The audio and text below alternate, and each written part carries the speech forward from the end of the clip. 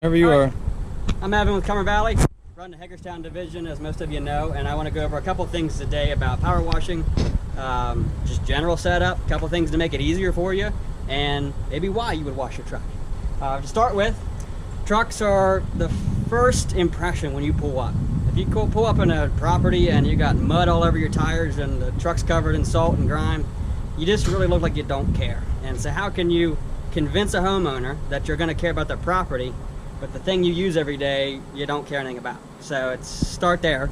Got to show them you care a little bit and show a little bit of pride in your ride. Make it look shiny, make it look good. Don't be missing wheel covers and lug nut covers and everything else. And it's kind of the why. So moving into the power washer, any power washer will work. You don't have anything special, just need something that sends water out a little faster than a garden hose. A brush always helps. A lot of money gets spent in the industry with touchless power washing, and if anybody's ever gone to a touchless power wash bay for their vehicle, you know it doesn't work as well. So we've got commercial vehicles, you guys are strong, you got the tools for it. This is pretty cheap compared to all the money you spend in a touchless setup. So get some soap on the truck, get some water on it, don't be afraid to scrub it. I mean, a bucket truck should take you no more than maybe 20 or 30 minutes at the most. If you got two guys going in a circle, you can really make some time up. Soap is not terribly important. You can get it from the gas station. We have an account at CPW. Throw out to them. We use the Hydro Wash with wax. It's a 50-to-1 ratio mixture. And I say 50-to-1 because that's pretty easy math. You can take any container. You could use your milk carton. You could use the 5-gallon jug. You can take this little thing. I don't even know how much this holds. All I know is 50-to-1 is half of this is soap, half of this is water. So again, you can take that concept with any container you're using. For just an idea here of how much soap it takes to really wash a truck, this was mixed earlier this morning up to the top. This is how much I use. So I use half of a mixture on the whole truck on both sides. So you don't need a lot of soap. You just get it right on the truck nicely and brush it with a brush, rinse it off, you're done.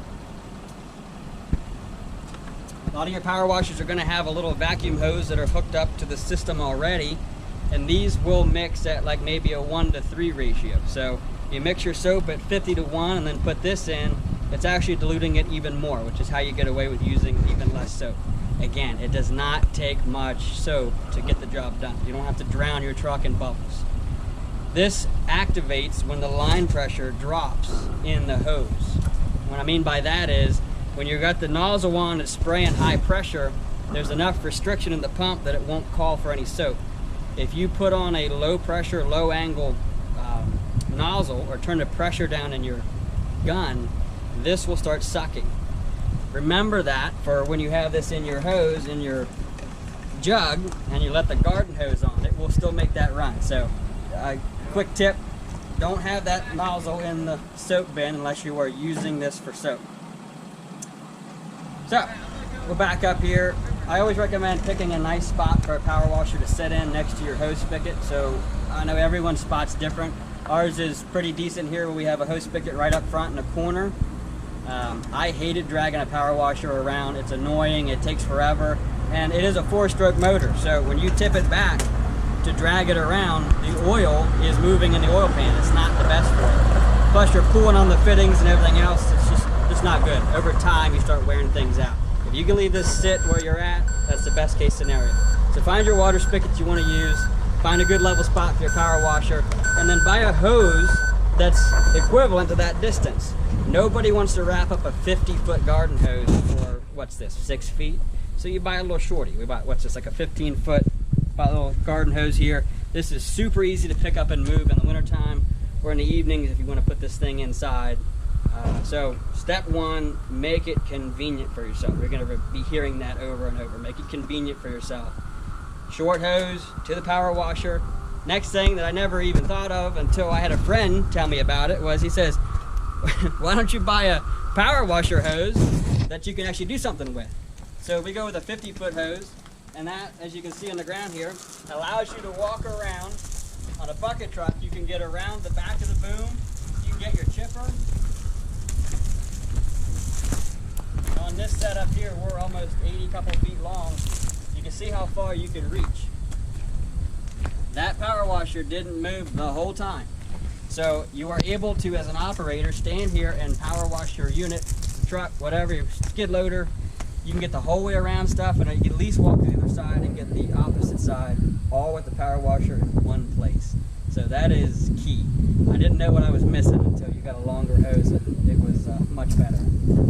Second thing here, push lock connectors for the gun and the hose. These push lock connectors are just like a hydraulic hose. You pull the collar down and they just come apart. They're pretty cheap and they are worth their weight in gold. Because how many of you ever been complaining about trying to wrap this hose up because you're like, oh yeah, Evan, buy a 50-foot hose. You ever try to wrap up a 50-foot hose with a gun on it? I have. It's annoying. Even a short hose is annoying. So you buy a push lock connector, take this gun off, you're done with it. Let this hose lay in the yard here in the gravel. Start back there and you wind it up just like a rope. It's 2 seconds. So again, make it convenient, make it easy, it will get done.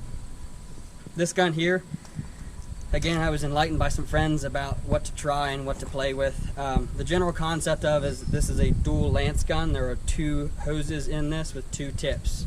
One high pressure tip, one low pressure tip. What this is going to allow you to do is when you're out with the hose, you're out away from the power washer, you take your handle and you can unscrew it a couple turns, and that drops the pressure in this hose system. Which, remember earlier I said you drop the pressure in the hose, you start pulling soap. So from 50 feet away, in the middle of my wash, I can turn this handle and start washing the truck and go from water to soap. There's a couple second delay because you have to change the material over in the hose, but within 2 or 3 seconds you can go from water to soap, and then crank this back in once you've got your soap, and you're back to high pressure water to rinse. You can have your second guy with a brush right behind your scrubbing, and I'm telling you, life is easy. It makes this so much nicer. I remember coming back at the end of the day, you were hot, and I'm like, we got an early day, I'm taking it for myself. With this here, you can wash your truck and still have an early day. So, back to power washer.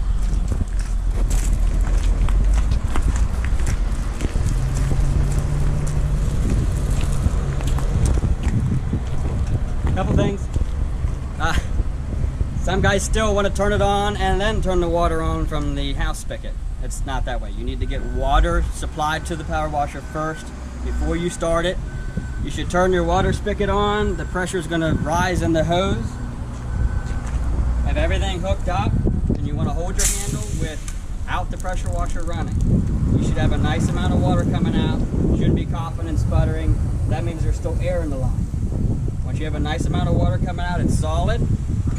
Now you're ready to start the power washer. It has the amount of water it needs to keep itself cool and lubricated in the pump. That's how the pumps work. You need water to them.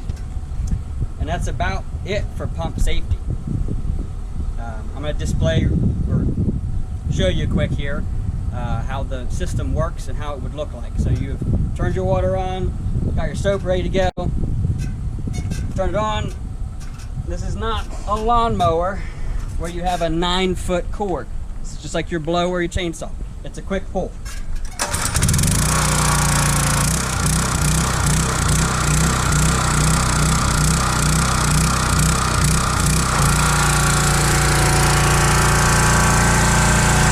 Right now we're just at water. You want to go to soap, lower your pressure. You can tell the pressure's low. Our soap's going to start coming any second. Soap is on. You can stop that in, or you could go quick. One guy, that's high pressure.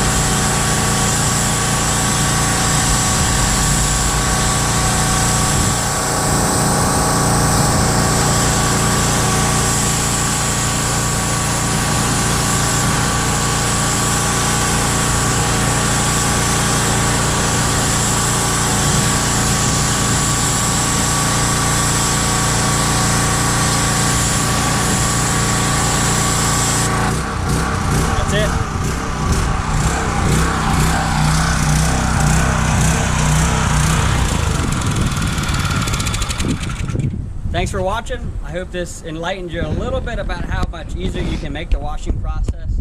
Maybe help you out on those beautiful days when you get back early. Take care.